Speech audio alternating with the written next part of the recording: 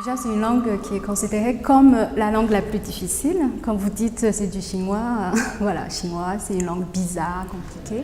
Mais en fait, c'est juste une langue très, très différente. Les tons, c'est assez difficile parce qu'en français, on ne fait jamais au ton avec lesquels on prononce les mots, mais si on change le ton, ça ne veut pas dire la même chose. Donc, il faut faire attention à ça. I have trained as a singer, and so I found that my musical training has helped me to modulate my voice when I need to in Chinese class. On apprend d'abord à parler, et puis ensuite, on va voir certains caractères importants, comment ça s'écrit. C'est quand même une écriture qui ne ressemble pas du tout à l'écriture avec un alphabet latin, parce qu'il n'y a pas d'alphabet tout simplement, et donc tous les caractères sont différents, mais quand même, il y a des éléments de similitude entre les caractères. On retrouve ce qu'on appelle des clés.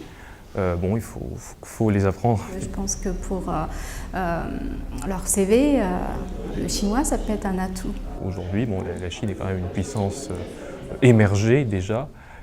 Beaucoup d'entreprises françaises recherchent des gens qui ont des compétences en chinois. My reasoning was that China has already become a great power, and it looks as though the relationship between China and the United States will be one of the most important, if not the most important, bilateral relationship of the 21st century. Elle essaie vraiment d'adapter l'enseignement aux élèves. Enseigner le chinois, c'est un métier que j'ai tout de suite choisi et je ne regrette pas du tout.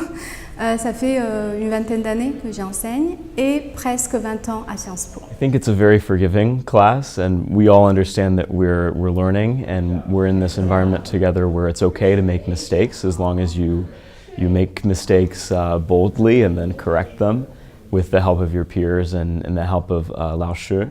So I think it is a very warm and friendly classroom environment.